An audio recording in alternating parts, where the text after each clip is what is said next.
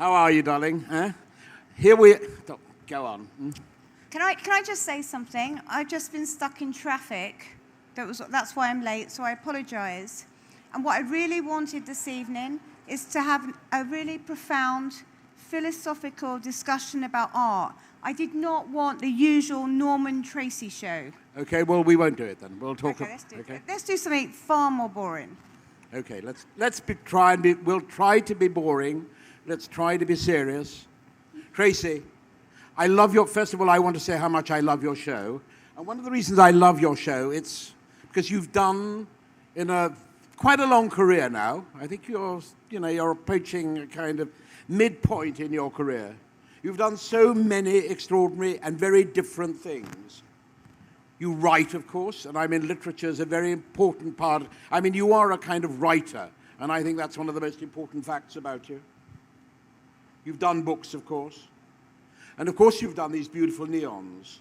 But you've also done, I think, more than 1,000 drawings, monotypes, which are very beautiful, and I have one at home and I love it.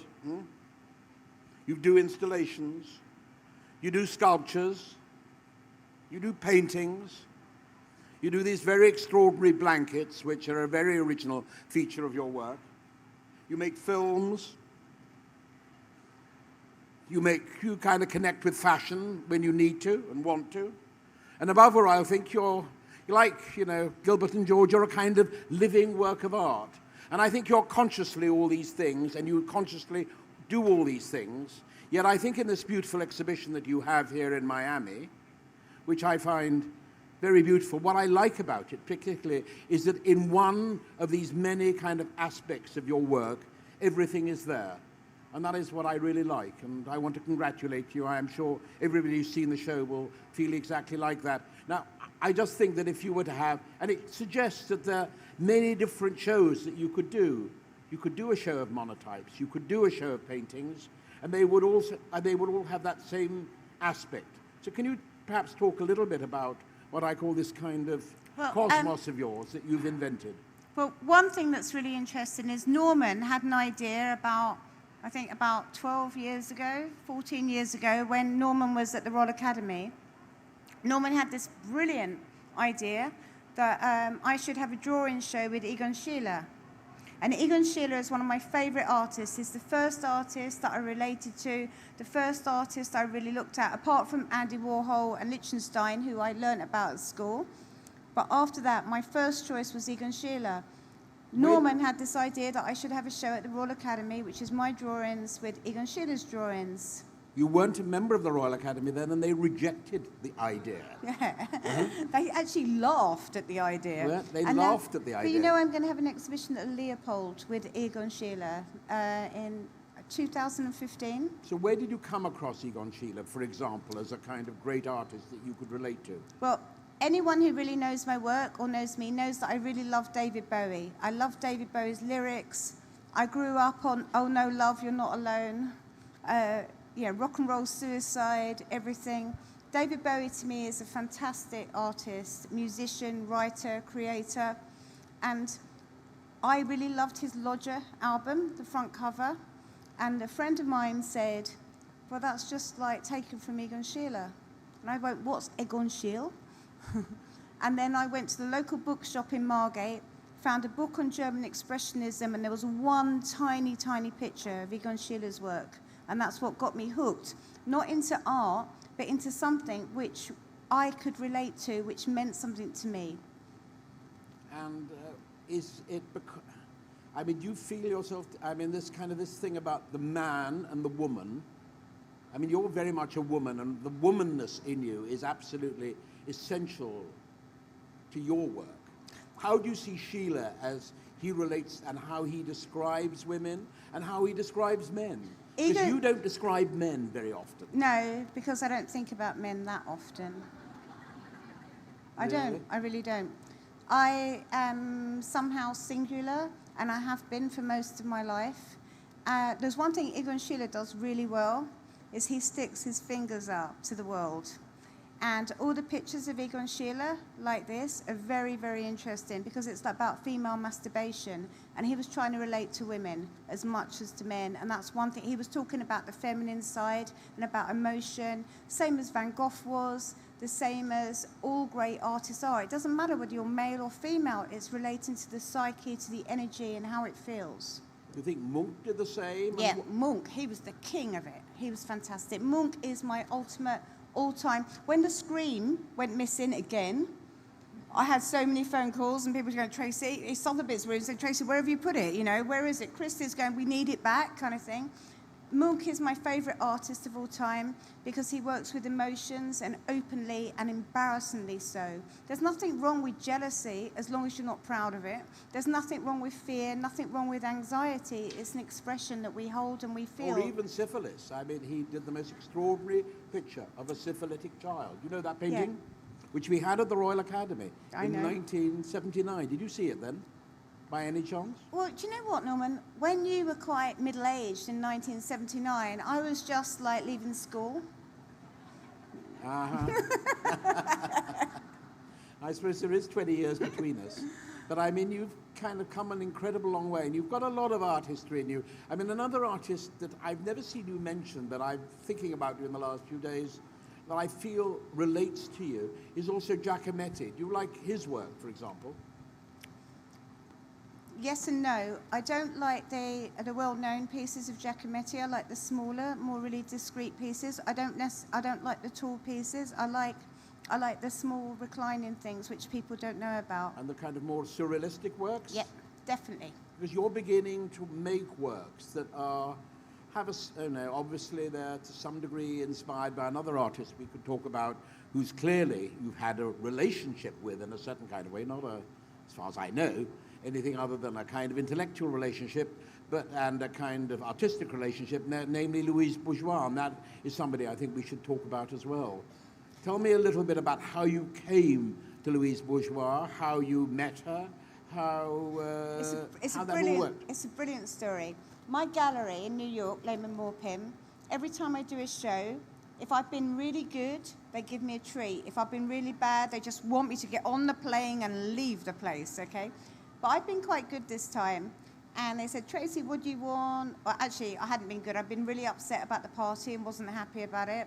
And they said, what do you want? Normally, I want a helicopter ride or something like that. I do the highs and lows around Manhattan, you know, fly around the Statue of Liberty, and it gets it out my system.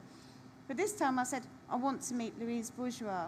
So my gallery in New York, they made a phone call to Jerry Gorovoy, who's Louise's assistant, and said, we've got an artist who would like to meet Louise.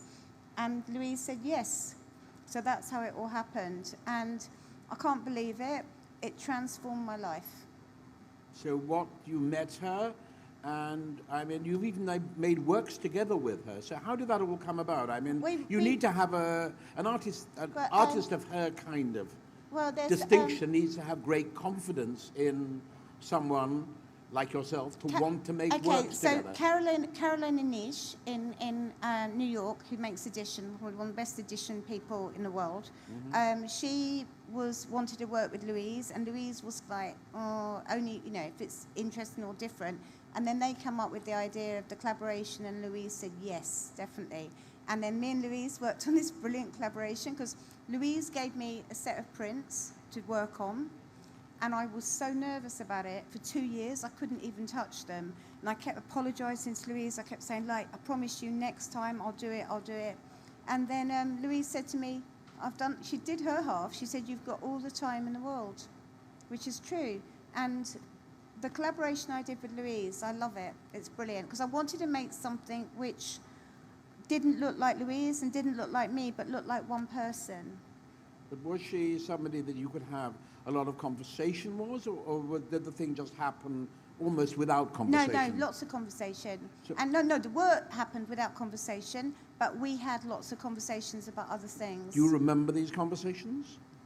Norman, what exactly are you implying? No, I mean, no, I'm not implying anything, but I mean, I want you to sort of tell us a little bit, I mean, if you can, and if you're able to, I'd like you to tell us a little bit about those conversations. The last conversation I had with Louise was looking through a book of Jung's paintings, and we talked about the fear of childbirth and about women in Africa who give birth and their vaginas split, that kind of thing, and the treatments and stuff like that. Do you really want me to go into this? Yes, I do. I mean, it's not a joke. It's kind of serious. No, I mean, when you, as an artist, if you've got a massive ego like me and you collaborate with someone, there's a kind of sacrificial moment that you do it, and then once you've done it, and if it works beautifully and fantastic. Louise worked with she did three collaborations before she died. She worked with Sumter, the architect. Sumter, yeah. Sorry. God, he got excited, didn't he, about that one?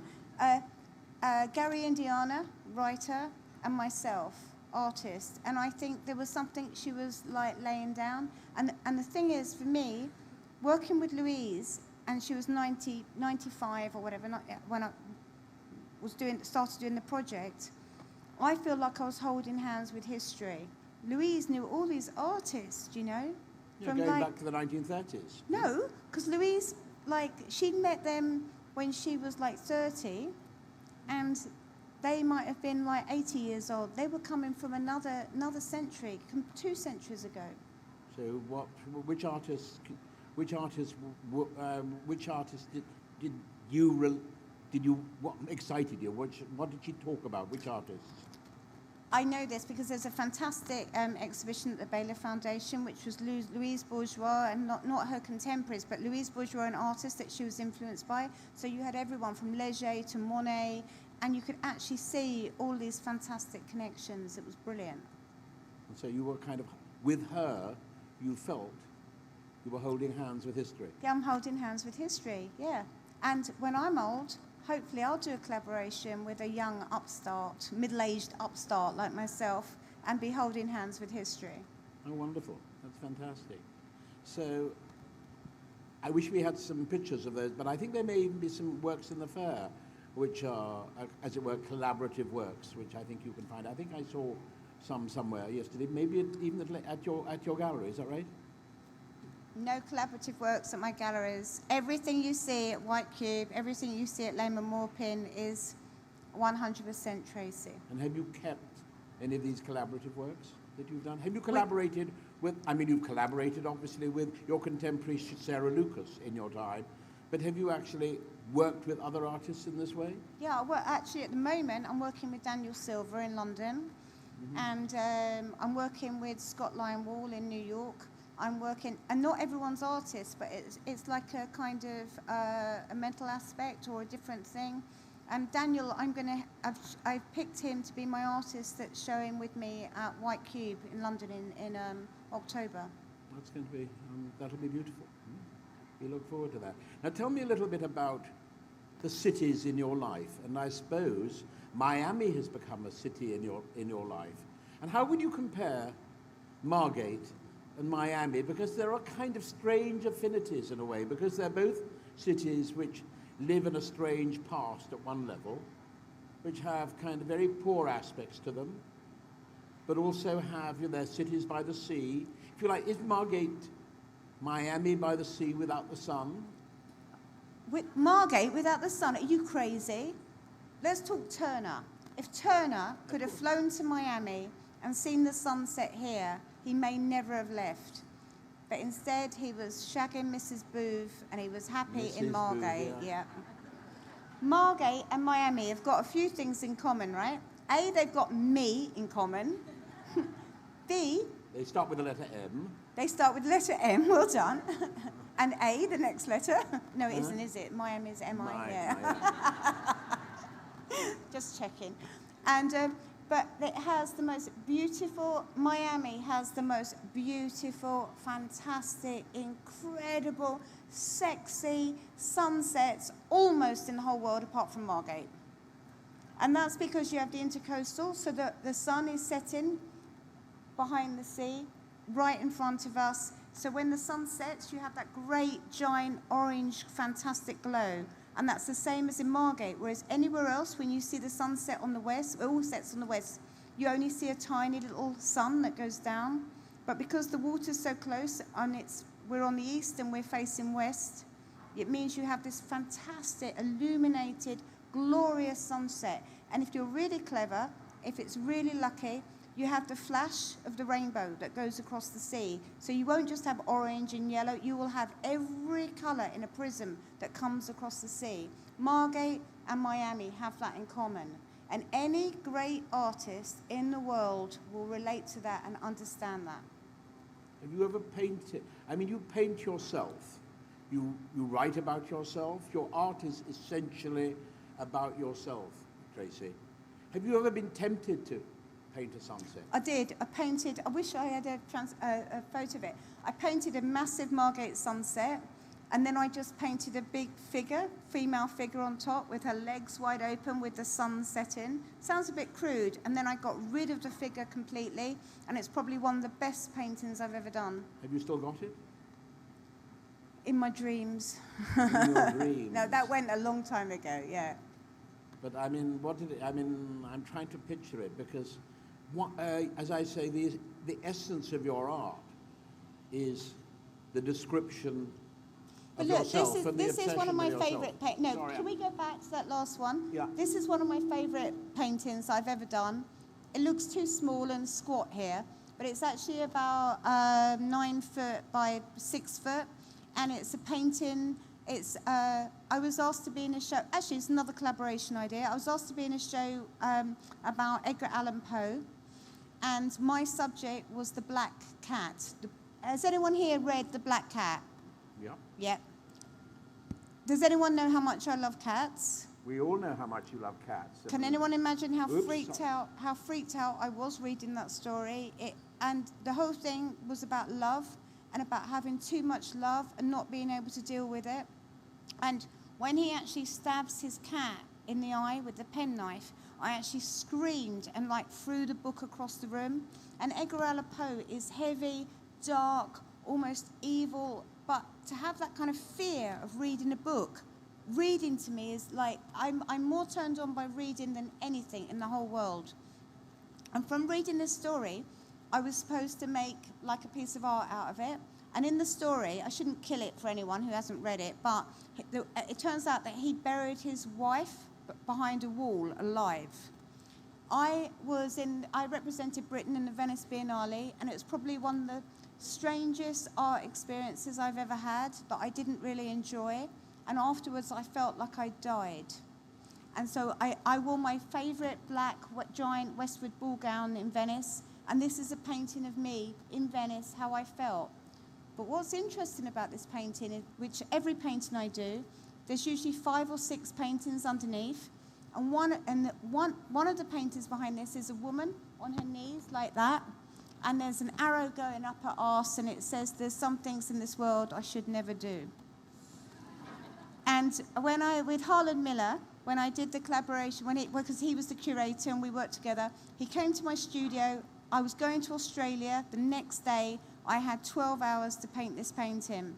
And the only canvas I had was that canvas, so I turned it round the other way, and then I painted it. And then Harlan, I didn't like because it looked so much like me, and I wanted to get rid of the face. And Harlan just said, "Cover the face up."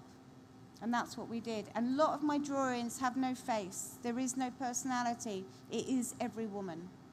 And yet, every drawing somehow seems to be like you, even if they have no face. Well, 2 years ago, I did the front cover of the New Statesman magazine, and I did a picture of the Grim Reaper with a scythe. And my friend Tiggy, who's here, she said it's the best legs she'd ever seen on a Grim Reaper.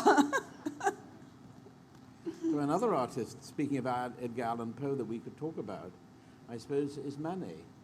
You love, for example, the painting of the Bar at the Folies Bergère, for example? You don't? Or you don't like that period of art at all, really. Really? No.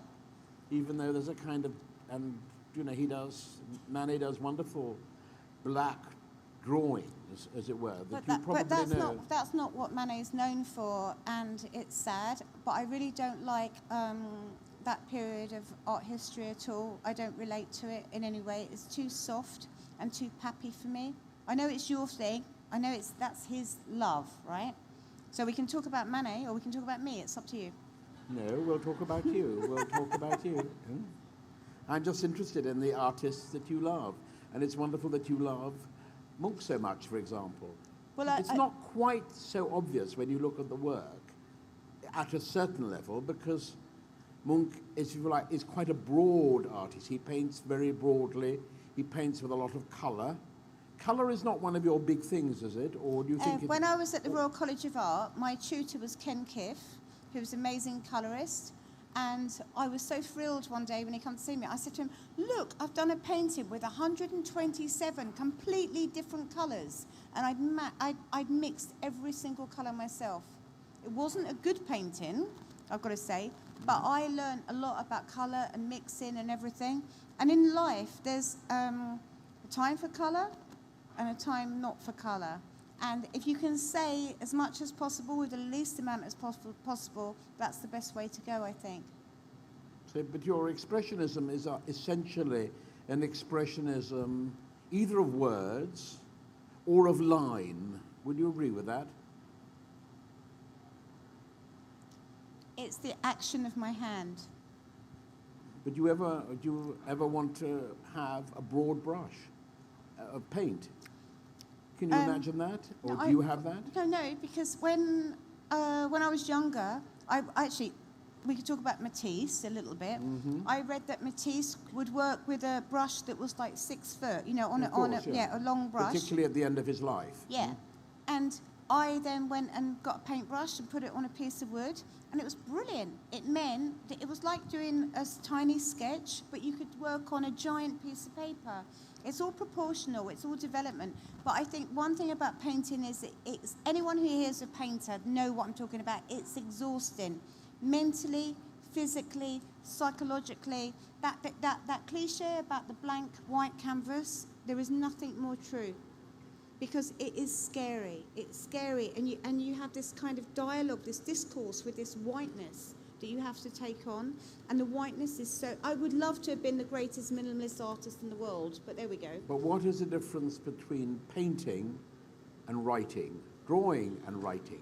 Well, I'll tell you, every student I speak to that says they can't do any work because they didn't have any money for any paint, or didn't have this, or didn't have that, I say you have a pen and paper. You think first, and then you make the art. You always think first. Of course, because I think great art is a product of thought. It's not. What is more important, thought or skill? I think thought. Would you not agree with that? Yeah. The quality of the thought. Yeah. And when you see a work of art, you know it's about transmitting thought. I hope that art changes the world. I hope art makes people feel better. I hope that art makes people think differently about the world. And people who think art isn't important, they're missing something. Art is like, it's wonderful. You go to a museum and you see something and it transforms your life for the rest of your life.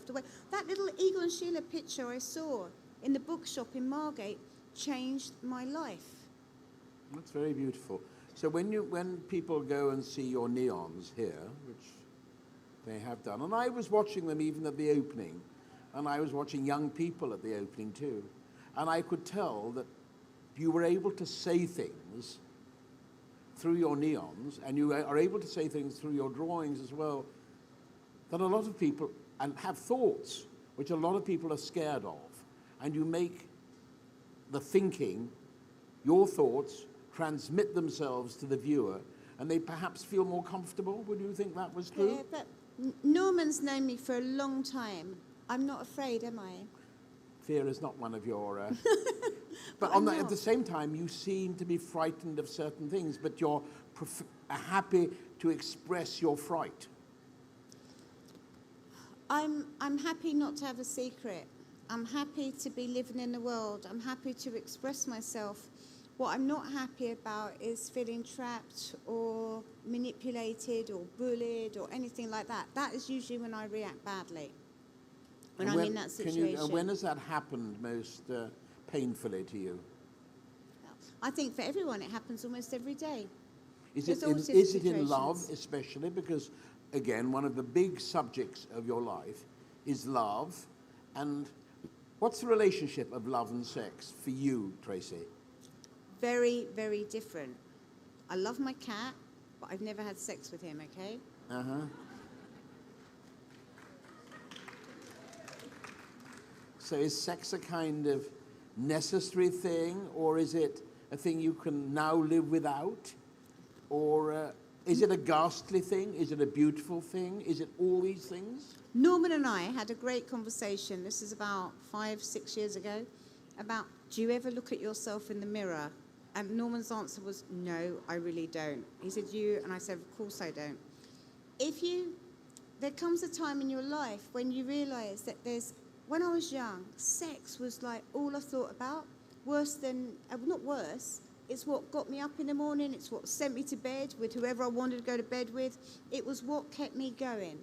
Now, it's not like that at all. I'm just not interested, it's gone. There is no fecundity in my life like that anymore. I get more out of looking at the sunset than I would do looking at a beautiful person. So is your life happier as a result? Million times better. That's great. Million times better. And I think that comes through age. Like any woman, if they're honest, I think there's a certain age where you just think, forget that. It's like, I've got other things to do, other things to be getting on with. I want my brain to be sharp. I want to feel happy. I want to utilize my life. I want to be able to move. I want to do lots of other things. So what, as far as you can tell, and it's a pretty tricky thing to give an answer to, what do you think is the essential difference between a man and his kind of obsessions and a woman and her kind of obsessions? I've said this so many times. Anyone who's heard this before, I'm sorry. A man ejaculates, right? He comes, that's it, it's over. Women come and come and come and come again and keep going.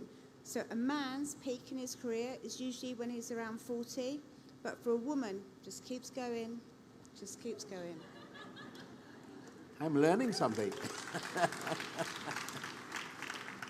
And so let's talk a little bit about these neons. When did you invent the idea of making, as it were, sending your message through the neon? I mean, was it a kind of sudden idea that came to you one morning, or is No. it? Was because it? it's a form of writing, of course. No, but okay, so this is a good American story. I was going to do a project in England, doing a tour across England, reading from my book, Exploration of the Soul. And my boyfriend at the time, Carl Friedman, gallerist, writer, critic, said, why do you always think small? Great idea, but why don't you just do it across America? So instead of doing the reading tour across England, I did it across America. Then when I opened up the Tracey Emin Museum, I had to have a sign made, Tracey Emin Museum, and I went to see someone to get it made in vinyl or whatever. And Carl said, why don't you just, it's your only time in your life, why don't you just put your name in lights? Put it in neon. And he said, you love neon, you grew up with neon, why don't you just do it? Because we'd been to Las Vegas after America and everything. So I made my first neon sign saying the Tracey Emin Museum, and it was Carl Friedman who said, do it in neon.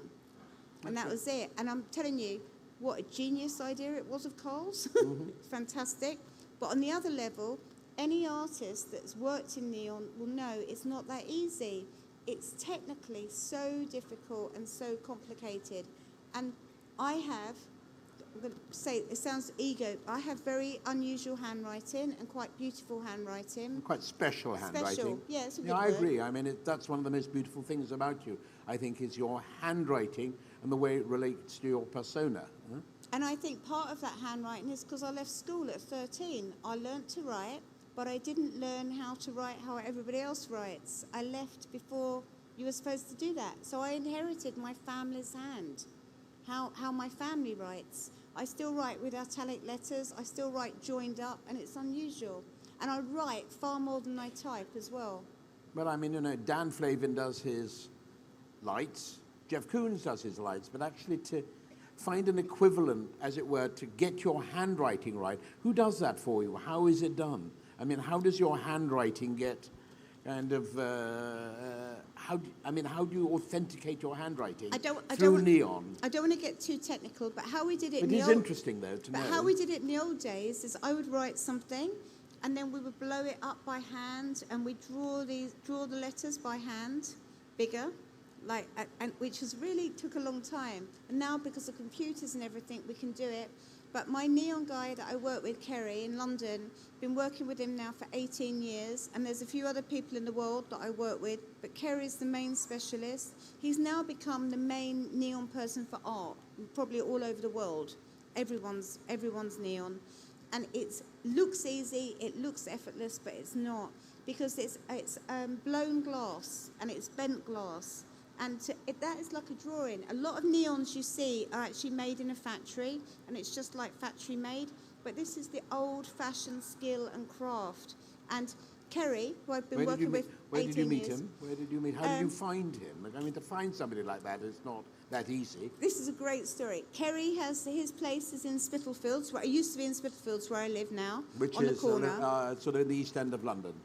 And just by the Carl city of and I London. were walking past, neon shop, went in. I said, I want this neon made, Tracey Emin Museum. Kerry, East End, all his people around him. They thought I was Turkish mafia from South London. I didn't trust them. They asked me to leave a deposit. I absolutely refused. And I said, you better get that neon there on time. When they turned up with the neon, this is a very tiny neon, if anyone's seen it. They turned up with 6 people with mobile phones. I had my mobile phone. And they said, we think it's the Arifs. And the Arifs are like the Arifs, yeah. And it was like, why would a woman want the Tracey Emin Museum? They thought it was a kind of set-up. They thought it was weird. They didn't understand it. East London, South London. It was a bit weird from their perspective. You can understand that, can't you? Yeah, well, 18 years later, of course it was weird. We knew the future, so... This woman's going to come into your shop and change your life. Yeah. Yeah. Anyone would be scared. Well, there are moments. So tell me about your life-changing moments. What was, even becoming an artist? When did you suddenly realise that art would be your life? When I had my show at the South London Gallery in 1997, and when I turned up, there was all these people in the street, and I thought that I was really late or early for my own opening. I couldn't understand why everyone was queuing. And then I realised, because the gallery was too full and everyone had to wait outside, and then I walked in and there was it was amazing.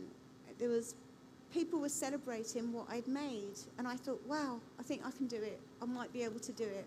And to carry on, too. And carry on, yeah. And because it really carrying on is carrying. It's one thing to make something. I think it's true of anything. You're as good as your last. Even in my world, my little world of making exhibitions, you're only as good as your last show. And one of the reasons I don't think I could be an artist is because I wouldn't know what to do next. Because there's so much art in the world. How do you know what to do next? Well, this is the wonderful thing about getting older. My show that I just did in New York, actually, my show that I just did at the moment in Miami, my show that I'm probably going to do in the future, every show that I do, if I walk away from it and go, wow, that was the best show I've ever done, and I get a kick from it, if I can get a kick from it and not get bored or not get complacent, there's a possibility that other people can. And I never go into it trying to make it for other people. I go into it making it for myself. Well, I always used to say that about the shows that I put on, that I do them, as it were, to please myself. I remember the great Ernst Gombrich, the man who wrote The History of Art. I'm sure you've probably looked at that. And I remember when I got my job at the Royal Academy, he said in his heavy Viennese accent, he said, Norman, I am so happy for you. You will learn so much. But I do the shows in order to learn about things that I don't know before. And I like to present them in a beautiful way. And I feel that if I'm going to be happy, there's just a chance that one or two other people might be happy as well. And it's wonderful when you meet people. If I can just speak even about myself for a moment, not about you, but I'm sure we feel similar in that way. That if you transform a couple of people's lives through a show, then it's seriously worthwhile. And I'm sure you've come across people who say, my life has been transformed by either looking at one work or looking at a show, because you give them a kind of self-awareness of themselves. One of the biggest thrills that I get, it's not a thrill, but it's like, if anyone here is from my studios here, they know, I get lots of fan mail from people in prison, people in hospital, people who are dying, people have never ever been to my shows, and they've just read an article in a newspaper, or they saw something about me. And one of the best things was, after doing my bed at the Tate, I had so many letters from people who talked about their lives in lots of ways. And I think art shouldn't just be on some kind of higher echelon, some high thing. It should relate to everybody. And anyone who hears British will know that after making my bed, almost every single soap opera on British television had a screaming teenager who had a messy room, and then part of the script was, who do you think you are? Do you think you're Tracey Emin? And it was that, and it meant that people who never go to art gallery go, what's that about? And then they see about the bed, and then maybe they look at it, and it's not about, it looks very beautiful here, I've got to say. It doesn't look as messy as it should. It's quite a nice image of it. But art isn't about just the gallery status, the museum status. It is about a way we think. It's a philosophy for life. And one of the best things that I ever did was, for 2 years, I taught latchkey kids, you know, kids that don't go home between, and I did that for 2 years, and I was absolutely brilliant at it. And then I didn't know they were spying on me. They were thinking, how come she's so good at this? And then when they spied on me... Tell me, because I don't know exactly, what exactly do you mean? What precisely is a latchkey kid? Latchkey kids means that they don't have a key to go home between school and when their parents get home. So there's like a youth club or something. Mm-hmm. So I was this in Margate, or where was this, in London? In South London, yeah. Mm-hmm. And at the same time, I did a philosophy course, a 20th century philosophy course and the history of philosophy for 2 years, almost parallel at the same time. And I always swear I learned more doing both of those things at the same time than I ever did at art school. So when you talk about, let's go back to, so who are the philosophers who are interested? Are you interested in Wittgenstein, for example, or? He made a wonderful thing called the window latch. Mm-hmm. You know he was that? an architect too. Yeah, of but course. he made the window latch. Before him, windows either were closed or open. He made the window latch. He meant that we could have air whenever we wanted. The window not closed or open. That's pretty philosophical. Yeah, he's quite close in a certain way. There is an affinity between Wittgenstein and Sheila in a certain kind of way. Yeah, there is, totally. Yeah, would you agree with that? Yeah, I mean, it's not a thought I've had before, but suddenly, talking to you, I've suddenly had that thought. Would you? That's what I'm here for, Norm. What? That's why I'm here. here. That's what it's good to talk, isn't it? We don't talk enough. But my favourite philosopher is... is it Nietzsche? No, Spinoza. Oh, Nietzsche's like reading pornography. You go... what shit? This is shit. Oh, God, this is awful. How can you say... Turn another page, another page, another page, another page. But Nietzsche, you like reading him, nonetheless. Yes, you like pornography. Exactly. You like that kind of pornography. No, I don't and you feel your work has a kind of consciously pornographic aspect? I've only ever seen 2 porno films in the whole of my life. And... but I collect vintage pornography. They're not pornography. Vintage erotic photos. And all of them have the golden section in. And I have to go to these flea markets, and they go, Tracey, we've got some stuff for you, or whatever. And I look at it, and I go, no, no, no. And they go, yeah. I go, no. And they go, what is it you're looking for? I said, look, it's the golden section, and I have to explain to them what the golden section's about. And then I think finally now they're getting it. But it's an amazing thing. So, but that's one of my collections. But I don't want to talk about pornography. I was talking about philosophy. Spinoza is my favourite philosopher. That's very beautiful. Spinoza, I suppose, is interesting because he was the first, perhaps one of the first person not to believe in God, really. Would you say that?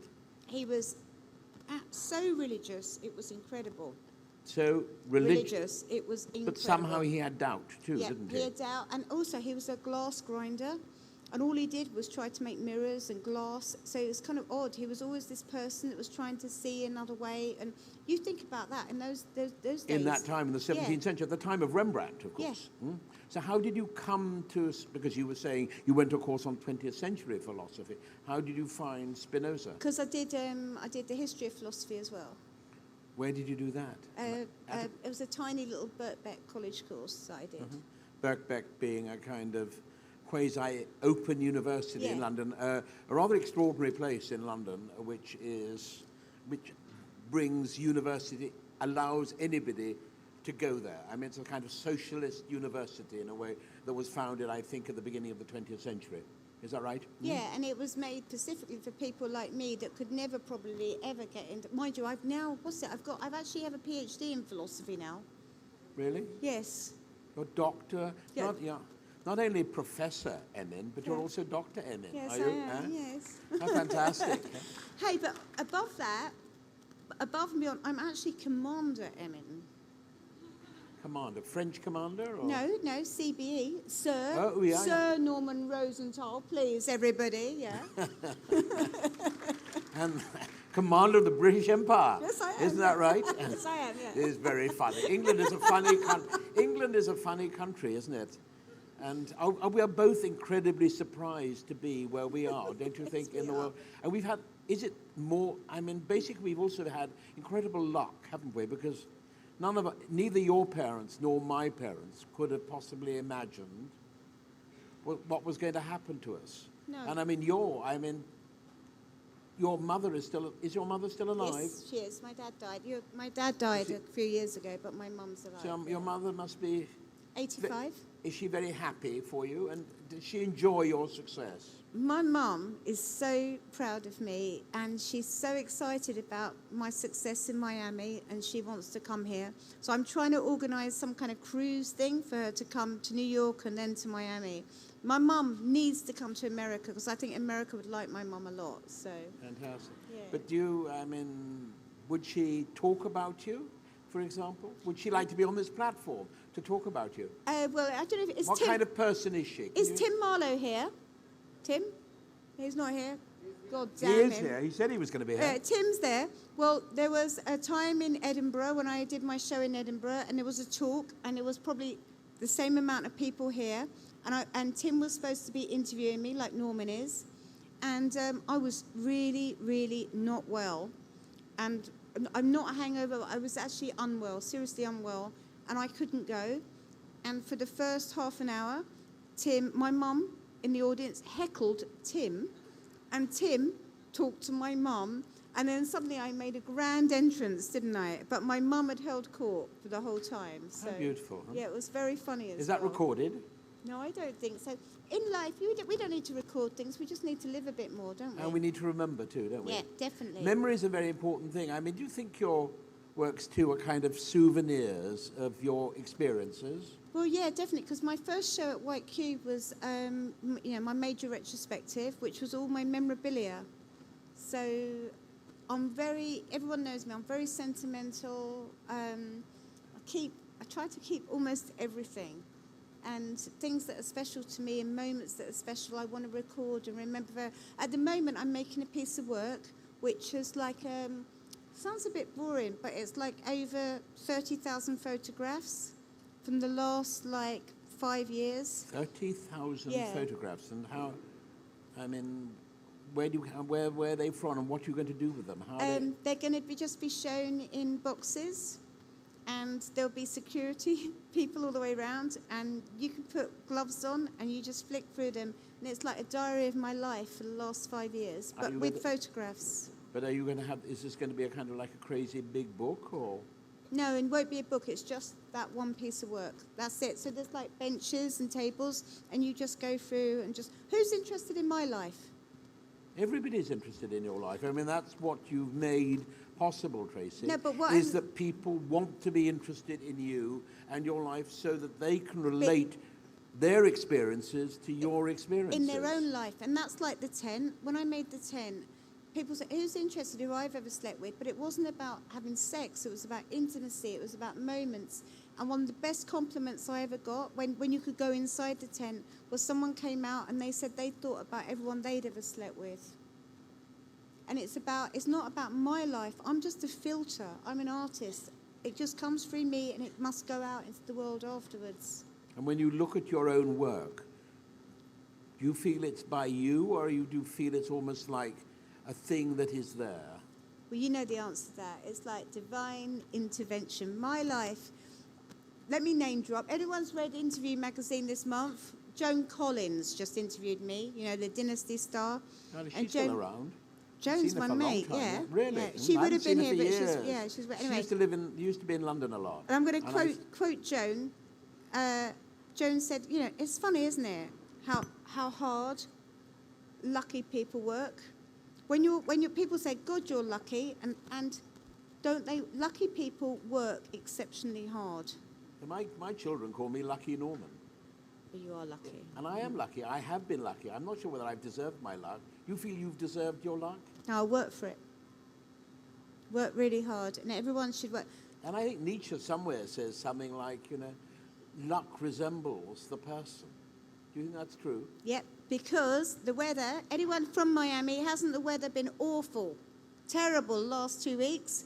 And I said, I don't care about anything. All I want is the weather to be good Tuesday and today. When my friends flew over from England, I wanted the weather to be good for them. We've had the most beautiful weather. This week, yeah. It's been fantastic. Except when you're in here, and yesterday I was in here all those hours from, trying to look around this fair and make my list I'm supposed to make my list of the 10 best things here.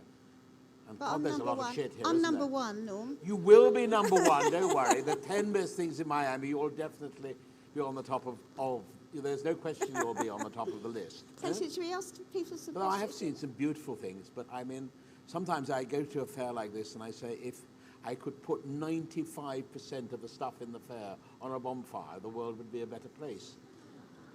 Is that a terrible thing to say? Well, let's at that really, really lovely moment from Norman. Thanks, Norm. Shall we give that to the audience? What would you do?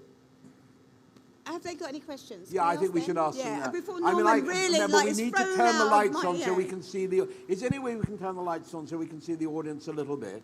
Yeah, that's okay, good, that's good. That's nice. What a beautiful lot of people you are. And thank you for coming, of course, but we'll thank you again later.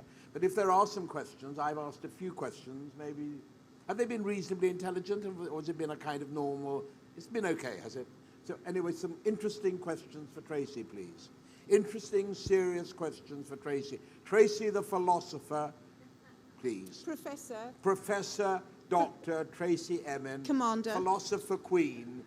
There we are, not philosopher Norm, King. you're the queen, baby. Speak for yourself. Hey, Dr. Tracey, I'm Matt. What was your conversations like with Billy Childish about Monk? Billy wasn't so much into Munch when I first met him. He was totally into Van Gogh. That was Billy's thing. And Billy and I both had this lovely journey together, looking at German Expressionism. And Billy totally got into... He wasn't that interested in Munch. He was much more interested in Egon Sheila and Kokoschka, I'd say. So, does that answer your question? Yeah. I can't hear you. Well... Can we have the microphone, please? He's just said, what was our conversations like about sex? Well, Edvard Munch's dead. Egon Schiele is dead. So it's pretty tricky. The old seance, was cool, but not that cool. Billy Childish is still alive, isn't he? Billy Childish is alive and rocking. And you see him sometimes? Yes, yeah. You like his paintings? Love it. I've got one. I've got a giant one, a fantastic horseman riding across the tundra. There's 3 men in my life that I really, really love, that I was with. Billy Childish, Carl Friedman, Matt Collishaw. And I love these men to the day I die. So there you go. But would you like to meet can you imagine meeting another man that you would love equally? Or is it too late now? I think I'm over the hill, baby. No, you're not, baby. You're full of sexual potential. You're full of sexual potential. Not too dangerous, but I mean, sexy and rather cuddly, I think. Cuddly. Sitting here up here. Yeah, I think you look very cuddly. You never know. And I think I've got more chance of falling in love in America than I have in London. Is that why you're moving to Miami? No, it's not. That's why I'm moving to New York and You're moving Miami. to New York too? Yeah, maybe. And tell me about, I put down 4, 5 cities. We've talked about Margate.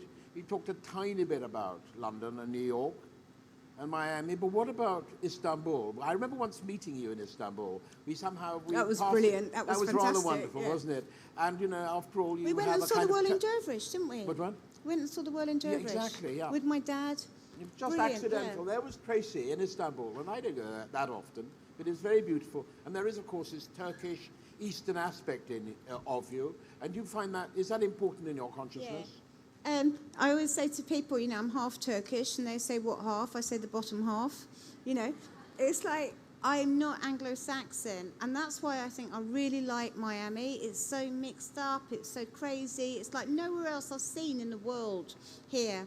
And there's bits of it that really annoy me. Some things are so slow and things are difficult, but I love this sort of sexy, vibrant thing about Miami that I really relate to, and I love it. It's a lot in the architecture too, which is very Love sexy, the isn't architecture, it? yeah. The architecture brilliant. of Miami is really sexy, isn't it? Yeah. And you feel it somehow. The colours are so beautiful, and the Yeah. shapes are so beautiful Yeah. of the buildings, and Yeah. there's so many of them too.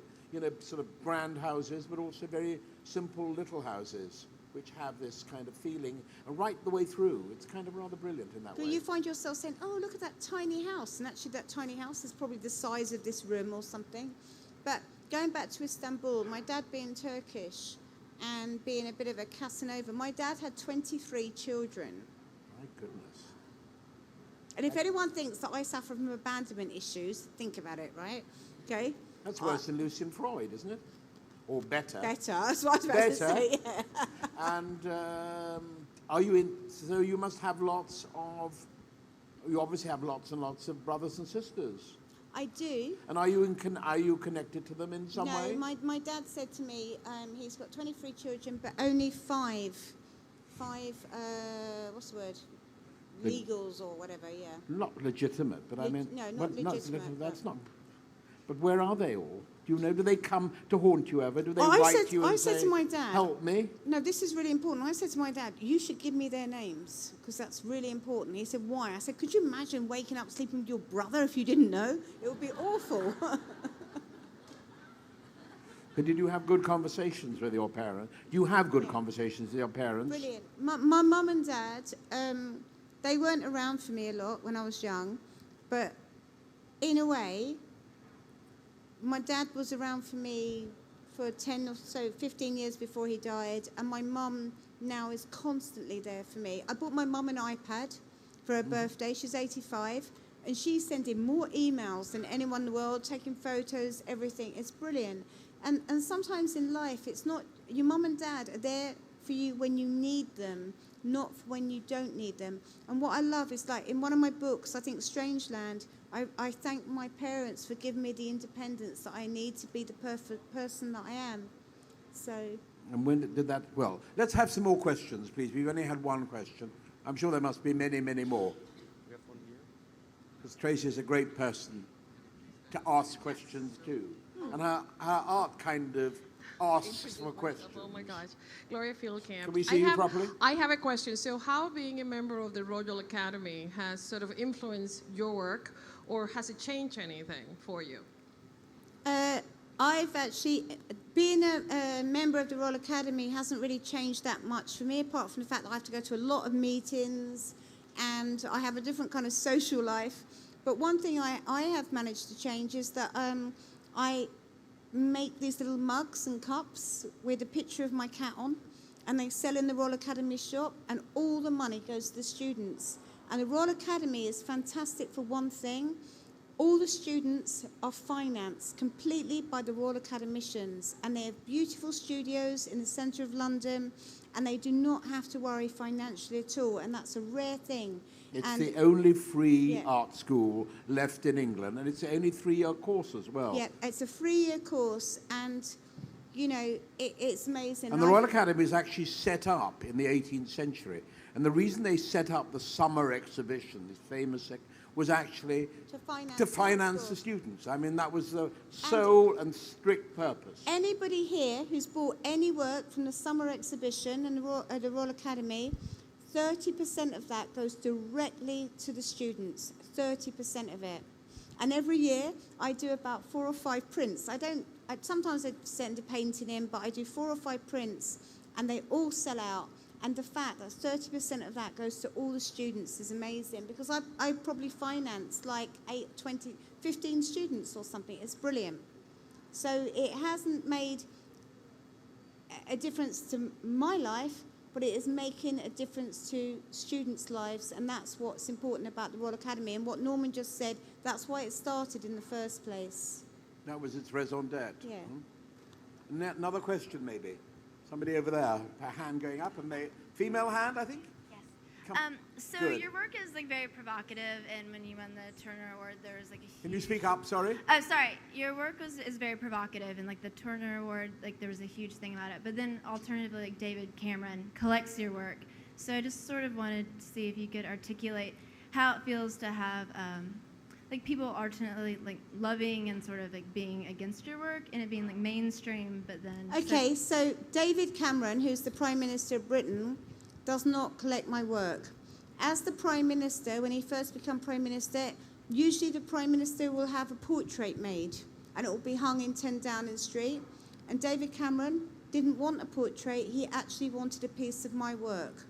Because the economy in Britain is at an all-time low, really, I actually donated the work to the government's collection. So the work that hangs in 10 Downing Street, which says "More Passion" in pink, and outside Downing Street, the Prime Minister told me, when they have all these dignitaries from other countries, there's this pink glow that comes out of Downing Street, and they go, what is it a neon? This? It's a neon, yeah, and it says "More Passion." Yeah, I mean, it makes Britain look different. It makes us look, we are cool, we're fantastic, we love art. And I'm proud of the Prime Minister for having more passion in 10 Downing Street, because we're passionate people, the British, and we're not ashamed of that. It's great. And the fact when you've got dignitaries and different people from around the world going, they need to know that British people are very passionate about art and forward-thinking. So, but this is the important thing. I gave that work to the government's collection.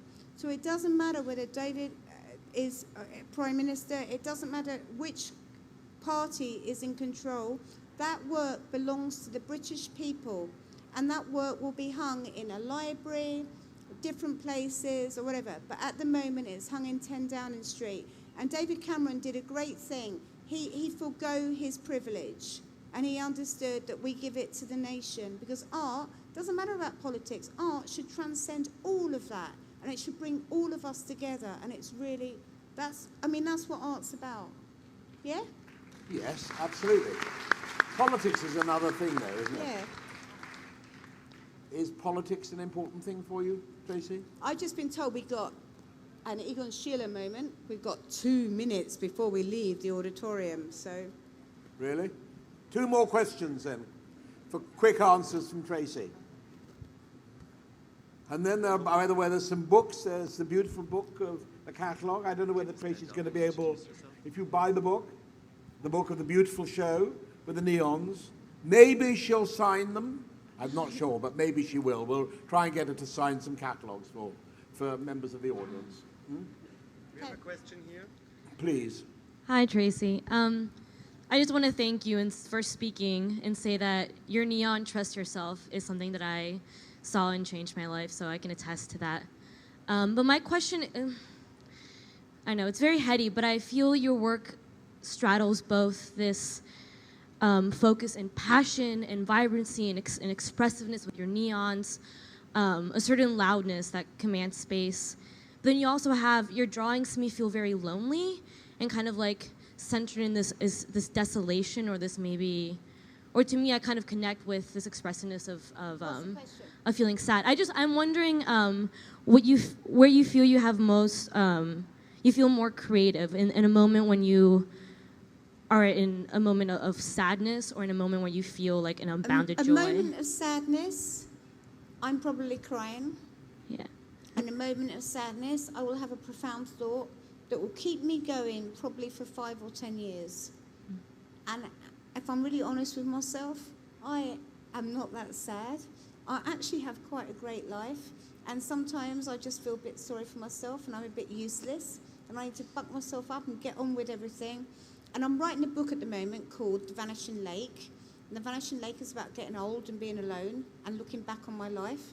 And the only time I can write this is when I'm really angry or tired or sad or whatever. I haven't wrote any of it for 1.5 years. That's great. Either way, you win. Either you're happy or you're working. So one last question, please. Come on.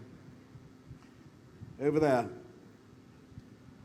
Hello, I wanted to ask, What influence has Charles Saatchi had on you? Charles Saatchi actually, by buying my bed, gave me enough money to either A, buy a Louise Bourgeois sculpture at Fiac in France, or B, buy my house, my first house. Now, I think that's quite important. Either way, I'm not going to tell you what decision I made, but Louise said, yep, you bought the house, that was a good idea. But Charles Saatchi had a massive influence on my life because he, by that initial little thing that he did, gave me a breakaway. But I didn't sell any work to Charles for 10 years. I refused to sell work to him, absolutely. And then when I finally agreed, he said, why? I want to meet you. I just want to know why you decided now. And I said, it's very complicated. So this going back to politics, I said to him, look, it's this simple. I said, you put Margaret Thatcher into power, and I don't want anything to do with that. And he said, my girl, he's got a lovely voice. He goes, look, he said, you know, I do ad campaigns for the Labour Party, for everyone, for tampons. And I said to him, should have stuck to tampons, a lot more honourable. Nonetheless, Charles is having a rather hard time at the moment and is having a bit of a bad press. Actually gave massive impulses to art in Great Britain at a very crucial moment. Yeah. So let that not be denied by anybody. And Charles Saatchi, Charles Saatchi did one great thing. He liked me, he liked my work, and he discussed what my problem... Yeah, I had a problem with him, and he took the time to talk to me about it, and I respect and like him for that. And maybe a lot of artists have never bothered to even try and talk to him, and maybe they should. So. Anyway, Tracey, it's been the most incredible pleasure for me to talk to you. Again, we don't talk that often, but when we do, we have a good time. And I love you, Tracey. Give me an answer, do. I'm half crazy. All for the love of you. Thank you. We have no lipstick today. No lipstick today. Was that all right?